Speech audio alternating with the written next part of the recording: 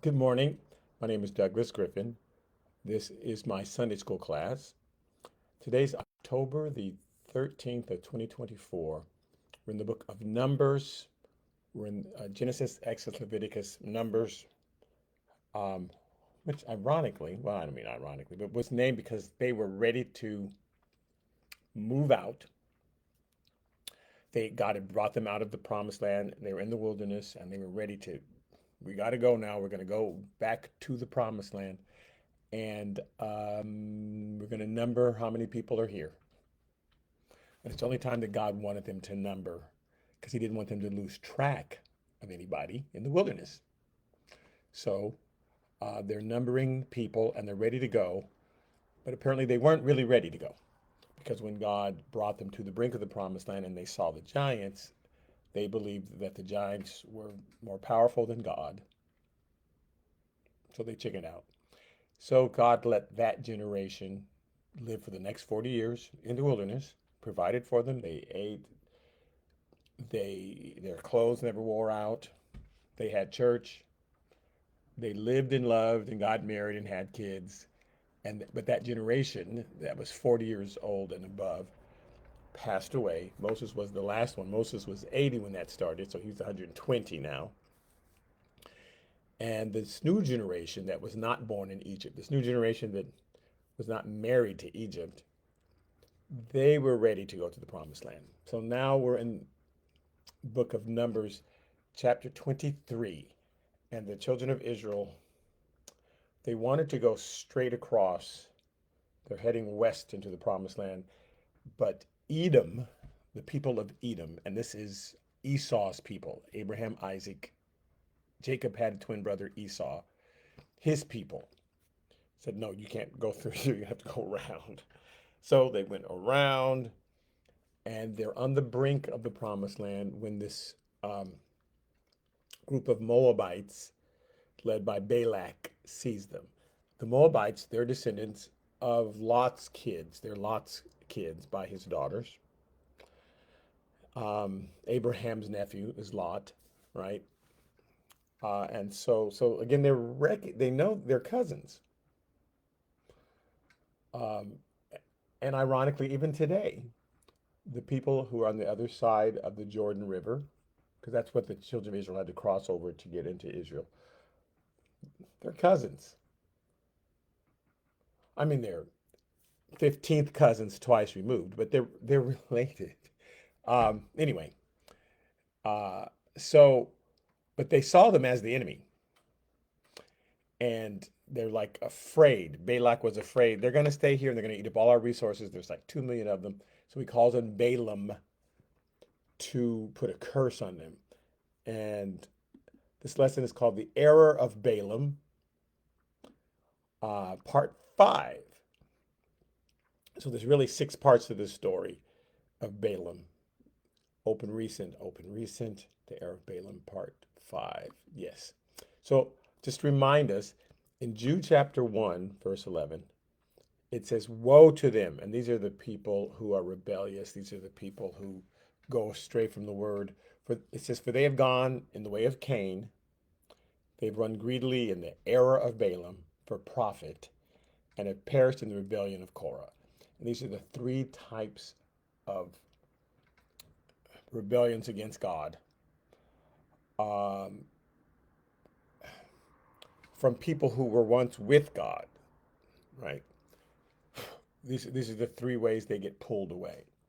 So, the error of Balaam, part 5, just reminding us that Balak sees the children of Israel. And in Numbers chapter 22, verse 6, he says, therefore, please come at once, curse this people for me, for they are too mighty for me. And he wants Balaam to curse the people.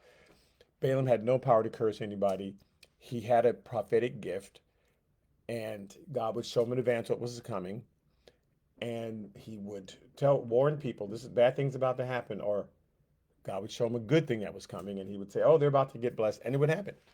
So they attributed the power to him. They thought it was Balaam doing it. God does this so that there are things that happen on earth that we can't explain. He'll just give, somebody will have a gift. They'll have a gift just so that we can't explain it. So that we go, there must be something mightier than ourselves. Or because look at what that person was able to do, and that's supernatural. It's above the natural. So yeah, Balaam has this gift, even though he's not part of the Jews. God gives him this gift. So he says, so come and curse these people. Perhaps I should be able to defeat them and drive them out of the land, for I know that he whom you bless is blessed, and he whom you curse is cursed. And we know that that's wrong. Numbers chapter 23, verse 5 says, Then the Lord put a word in Balaam's mouth, and he said, Return to Balak, and thus you shall speak. And God tells him what to say. I'm emphasizing the Lord put a word in Balaam's mouth. So it's like God appeared and said to him, Here's what you need to go and tell him. Okay. And there's a reason I'm emphasizing this later. And so he goes and he blesses them because that's what God is doing to these people. He's going to bless them. So he has to say what God said.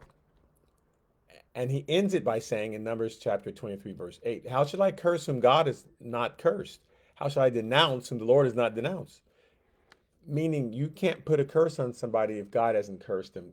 You don't have the power to put a curse on people. There's a lot of people who think that someone can curse them. They cannot. If God is blessing you, somebody can't curse whom God is blessing. Now, if God has cursed you, meaning God is sending consequences your way because you've been doing bad things, and the person says, consequences are coming your way. Well, they didn't bring the consequences, but they sure didn't announce it. But God sends the blessing or he sends the consequences for our bad behavior. So he says, Whom shall I curse whom God is not cursed? There's so many people trying to get curses removed and stuff. If God put it there, you have to go to God to remove it. And if God didn't put it there, it's not there. It's just a figment of your imagination. Numbers chapter 23, verse 11. Then Balak said to Balaam, What have you done to me? Because he's pronouncing a blessing. He says, I can't curse them. They're blessed. I took you to curse my enemies, and look, you have blessed them. So that's all his reaction to the first trial is, What are you doing? You must have misunderstood me. So he gives him a second trial. Numbers 23:16 says, Then the Lord met Balaam. So somehow God appeared. It could have been in a burning bush. It could have been in a cloud. Somehow the Lord met him. Somehow. Actually, we're going to find out how. The Lord met Balaam and put a word in his mouth and said, Go back to Balak, and thus you shall speak. So this is time number 2. And he tells them, and he blesses them, because all he sees is blessing for them. And in Numbers 23, verse 19, it says, God is not a man that he should lie, nor the son of man that he should repent. Has he said, and will he not do? Or has he spoken, and will he not make it good? Because the first time I blessed them, you're expecting to hear something different. Like, well, now God changed his mind. God's blessing them. I just announced that God is blessing them. So you can tell me to do it again, but it's going to be the same. Verse 20, Behold, I have received the command to bless. He is blessed. I cannot reverse it. So I cannot reverse who God is blessing. I can't curse whom God is cursing. If God's blessing you, nobody can curse you. Okay. Numbers 23, verse 25. So Balak sends him out again. Like, okay, here's his answer to that. So Balak said to Balaam, Well, then neither curse them at all nor bless them at all. Like, don't say anything. Just stay neutral. Stay neutral then. So the first time he thought, Well, you misunderstood me. The second time, okay, I hear you. Stay neutral until I can talk you into it. So Balaam answered and said to Balak, Did I not tell you, saying, All the Lord speak that I must do? I don't know, I know, but just don't say anything yet until I really show you. And he takes him, and this is where we're going to start today. Numbers chapter 23, verse 27, because he's taken for his third look. Then Balak said to Balaam, Please come, I will take you to another place. Perhaps it will please God that you may curse them for me from there. Maybe God will change his mind. Even though he just said God won't change his mind. You're not really getting the picture. So let me just change it. So Balak took Balaam to the top of Peor that overlooks the wasteland, overlooks the desert. And again, the children of Israel are kind of on their way, slowly marching toward the desert, and then they're going to cross the Jordan. So he takes them I think to get a closer look. That's right. Because the first time he said, "You're too close." So let me just let you see the backs of them. But now he's going to, okay, I want you to really see them again because it'll change your mind. And Balaam said to Balak, okay, build for me 7 altars, prepare for me 7 bulls and 7 rams. And they had the same routine every time. 7 altars. Now, Balaam is making that up. God never told people, the more altars you have, the more likely I'm to do it. We think that.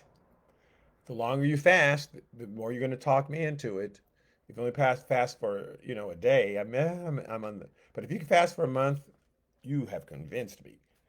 That's not the God we serve. God already knows what he's going to do, and he just lets us in on what he's going to do. He's already told us what he's going to do, or he's going to tell us what he's going to, but we can't change God. We can't make God do something.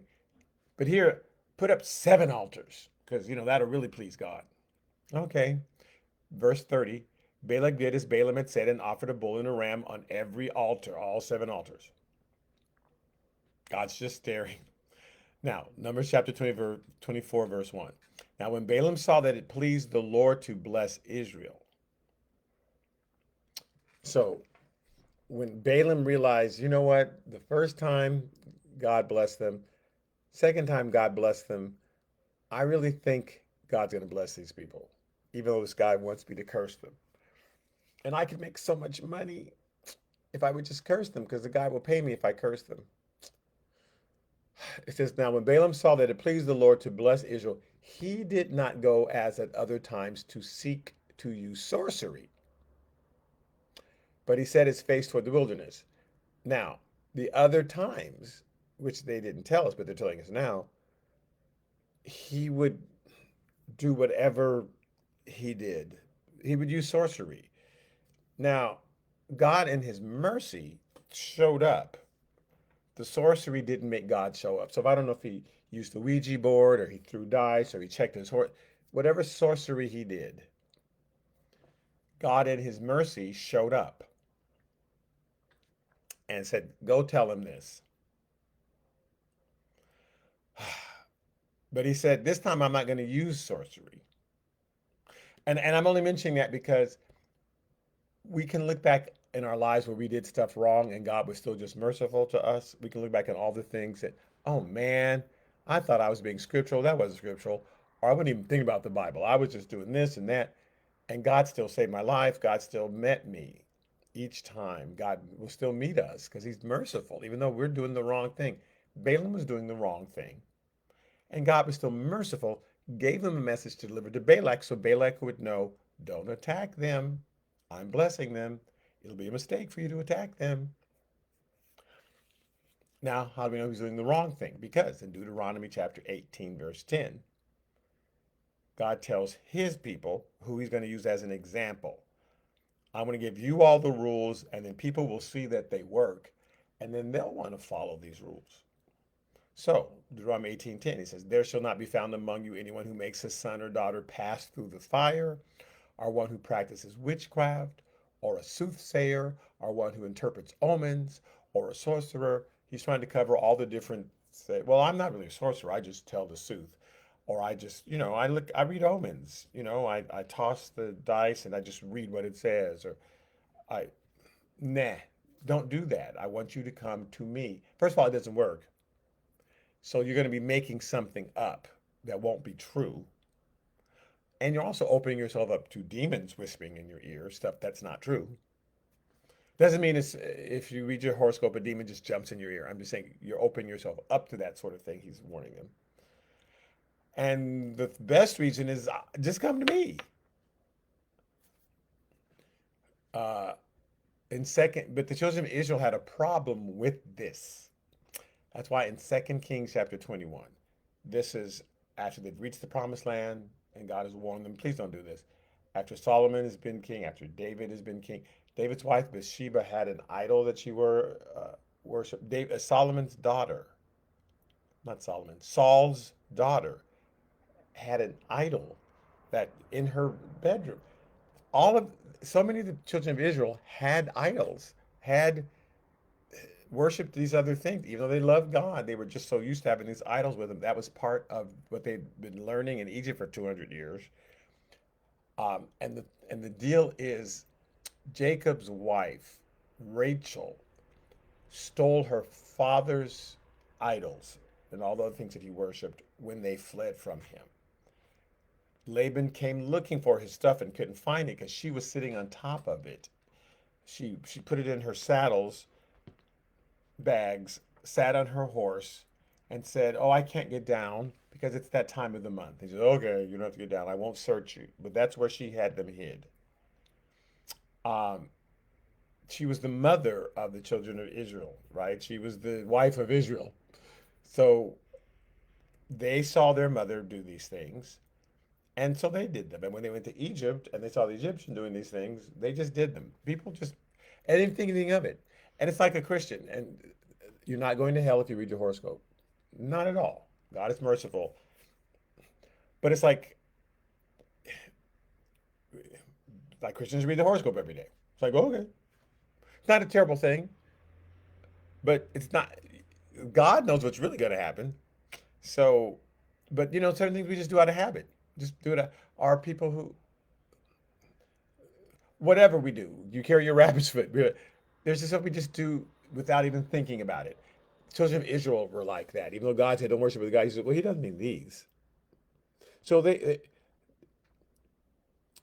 uh, it wasn't Bathsheba, Saul's daughter. Oh well. Anyway, whatever. Michael, or was it Bathsheba? Michael. Okay, one of them. When David escaped from Saul before he became king, and he went to hide in her room, she put an idol in the bed and pretended like it was David. So when they came looking for David, she said, "Oh, he's asleep. He's here." Meanwhile, David's sneaking out the back. Um, because she just happened to have an idol in his room that was 6 foot tall. Okay, so the children of Israel were always practicing, even though God said don't do it. In 2 Kings chapter 21, verse 1 says, Manasseh was 12 years old when he became king, and he reigned 55 years in Jerusalem. His mother's name was Hephzibah. Okay, and he did evil in the sight of the Lord according to the abominations of the nations whom the Lord had cast out before the children of Israel. He did evil according to their abominations of these other nations. They followed out these other nations. Verse 6, also he made his son pass through the fire, practiced soothsaying, used witchcraft, consulted spiritists and mediums. He did much evil in the sight of the Lord to provoke him to anger. This is a king of Israel. So Balaam doing sorcery and stuff, that's just normal. And he wasn't even part of that. Um, but this one time, it says he didn't use sorcery, but he set his face toward the wilderness. I'll just wait for God to tell me the answer. And in Numbers chapter 24, verse 2, it says, And Balaam raised his eyes, and he saw Israel encamped according to their tribes. And he started to go, oh, I see the tribe of Judah, tribe of Levi, tribe of Reuben, tribe of Simeon, tribe of Issachar, tribe of Dan, right? All these, right? I see them. I see them. And it says, and the Spirit of God came upon him. And this is different. That, like the Spirit of God did not come upon Moses. God spoke to him from the burning bush. But the Spirit of God, because he didn't use sorcery, now the Spirit of God came up on him, and he had a different sort of experience than God talking to him from the outside. God will talk to us from the outside if we're not letting him in, but he'd rather talk to us from the inside. So the Spirit of God came upon him. And in Numbers chapter 24, verse 3, it says, I didn't say it was in him, came upon him. It said, then he took up his oracle in his head. And this is now he's being inspired. He's totally in a trance now. And he's seeing what God is seeing. He's having a different experience where before he was just a tape recorder repeating what God had said. Now he's in the midst of God. It's around him. He's in a trance-like state. He says, the utterance of Balaam, the son of Beor, the utterance of the man whose eyes are open, the utterance of him who hears the words of God, who sees the vision of the Almighty, who falls down with eyes wide open. So his eyes are open, but he can only see what God is showing him. This is called an open vision. He's having an open vision. Sometimes you can close your eyes and God's showing you something. But in this case, his eyes were open, but all he could see was what God was telling him. So he could no longer see the mountains where he was. He just could see what God was showing him. So he says, how lovely are your tents, O Jacob, your dwellings, O Israel, like valleys that stretch out, like gardens by the riverside, like aloes planted by the Lord, like cedars beside the waters. These are all compliments, right? These are all big, strong, huge trees, and like you're strong and fed. And again, a tree planted by the rivers or waters is always fed, right? Tree planted way up somewhere in a valley may have trouble getting water, but the tree planted by the river, strong, right? Because it's always being fed. So he says, he shall pour water from his buckets. Your bucket's going to be so full, you're going to pour water from your buckets. You're not trying to fill your buckets. Your buckets are overflowing. And his seed shall be in many waters. His king shall be higher than Agag. Now, he could have said Pharaoh. Agag is a type of king. Pharaoh is a type of king. We think that it was his name. His name was Pharaoh. President is a type of leader, but the person's name, President Biden, President Trump, President, right? That's not their first name. That's their title. Same thing with Agag, A-G-A-G. That was his title. Pharaoh was his title. Okay. So his king shall be higher than Agag, and his kingdom shall be exalted. God brings him out of Egypt, his strength like a wild ox. He shall consume the nations. So when you move into the land, you're going to conquer all these nations. Israel's going to move in, and you're going to totally conquer Canaan and transform it, and it will be called Israel from then on. God brings him out of Egypt. He has strength like a wild ox. He shall consume the nation, his enemies. He shall break their bones and pierce them with arrows. He bows down. He lies down as a lion. And as a lion, who shall rouse him? Like, don't mess with him. Blessed is he who blesses you, and cursed is he who curses you. And this is a principle. If for no reason you attack Israel, for no reason, especially during this time period, there'll be consequences. If you choose, now, if Israel is attacking you, if Israel is in the wrong and they're messing up and they attack, if they're in the wrong and and you're defending yourself, that's different. But if you just simply start attacking Israel during this time, especially, it may be still true today, then you will get consequences. You will be cursed. Same thing, it says, blessed is who blesses you. If you make peace with Israel, especially during this time period, most especially during this time period, because that is certain, well, during this time period, then God was going to bless you. Now, I want to make us aware of Jeremiah. After they had been in the promised land for 500 years, Jeremiah warned them in verse 11 of Jeremiah, verse 9. And the Lord said to me, a conspiracy has been found among the men of Judah and among the inhabitants of Jerusalem. They have turned back to their iniquities of their forefathers who refused to hear my words, and they have gone after the other gods to serve them. The house of Israel and the house of Judah have broken my covenant which I made with their fathers. Therefore, thus says the Lord, behold, I will surely bring calamity on them. So I'm going to curse Israel. Even though I said, curse to those who curse. Not when they're messing up. When they're messing up, then I'll allow other nations to attack them, and then that's just too bad. Uh, Behold, I will surely bring calamity on them which they will not be able to escape. And though they cry out to me, I will not listen to them. The cities of Judah and the inhabitants of Jerusalem will go and cry out to the gods to whom they offer an incense, but they will not save them at all in the time of their trouble. So this is Jeremiah saying, I'm going to punish you because you've messed up. And he allows other nations to come and attack them, and they don't get consequences. Same thing happened 700 years later after this in Jesus' time. He warned them that judgment was coming.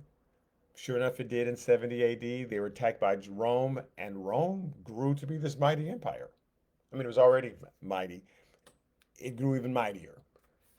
God did not attack them because Israel was doing wrong. Israel was in error, gross error.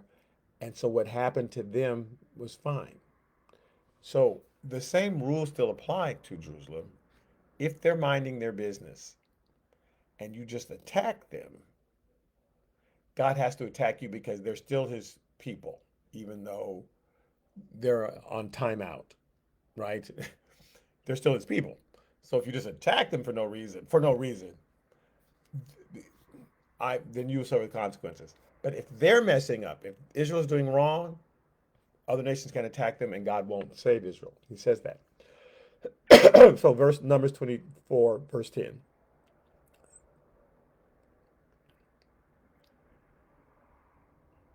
Oh, I'm sorry. Verse 10.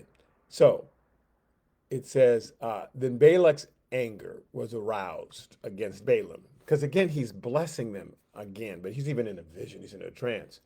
Balaam's anger was aroused against Balaam, and he struck his hands together. And Balak said to Balaam, I called you to curse my enemies. Then look, you have bountifully blessed them these 3 times now. Now, therefore, because the first time he said, maybe you just misunderstood. Second time he said, just say nothing. This third time, I've had it. Now, therefore, flee to your place. You don't have to go home, but you got to get out of here.